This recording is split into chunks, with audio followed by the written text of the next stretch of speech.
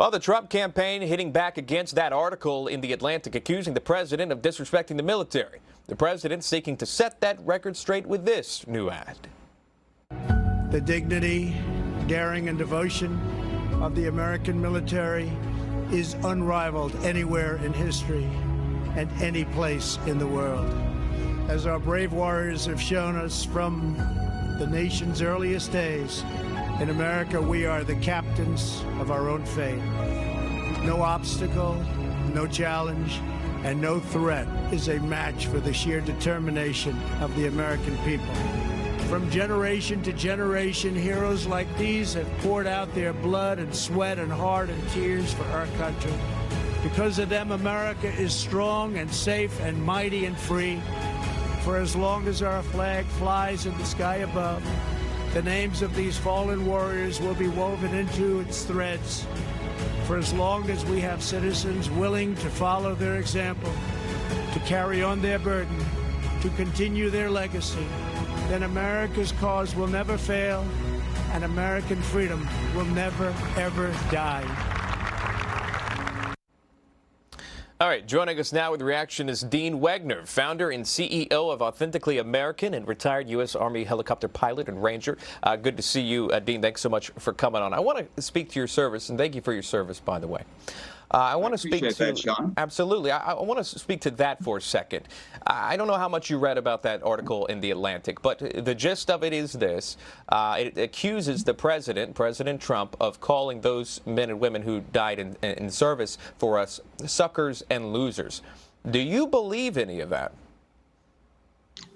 Sean, I'm not here to speculate on what happened behind closed doors, what may have happened when none of us were there. But what I do expect of the commander-in-chief, no matter which party, is that they hold our men and women who serve our country in the absolute highest level of regards. And, that's what I expect of anyone who's serving as the highest level of office in the land, the commander-in-chief.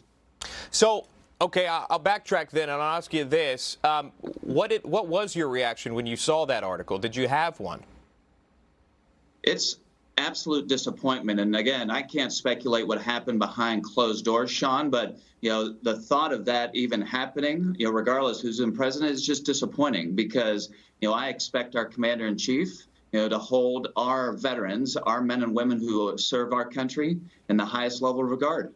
Absolutely. I mean, if anyone read this, regardless, yeah, suckers and losers calling that. But it's the point to it, is it true or not? There's a question here, Dean, about the sources, because there are unnamed sources in here. I'm going to play this. This is the editor-in-chief of The Atlantic explaining the reasons that he wanted the sources to remain anonymous. I'll play this for you, and we'll talk about it.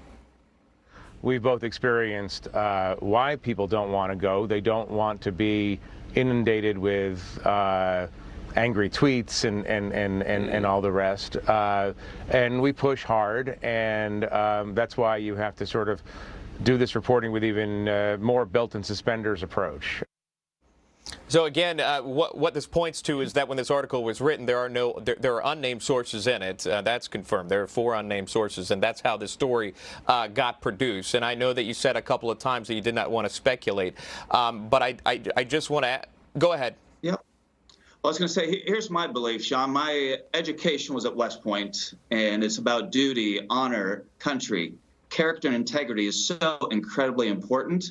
And I can understand somewhat, why you would want to remain anonymous, but with something so impactful, I think it's important. If this is something you believe, it's something you've heard, it's something you've seen firsthand, I mean, you need to stand up and be able to own that. You need to be able to stand up and face the scrutiny if you're willing to go ahead and make that accusation. So I don't believe in anonymous sources. Again, I believe that if you have something that you believe that's steadfast, you need to stand up and own it.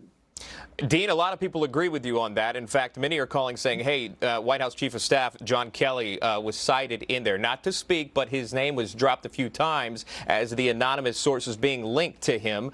He could come forward, speak against or for it. He hasn't done so yet, but it definitely is damaging to a president if any of that was true. So you're right. You would want to know the names of the accusers at this point because it's a very big deal. You mentioned that you graduated from West Point. What would that mean to you, taking you back a few months here, that the president spoke at a commencement address there just recently?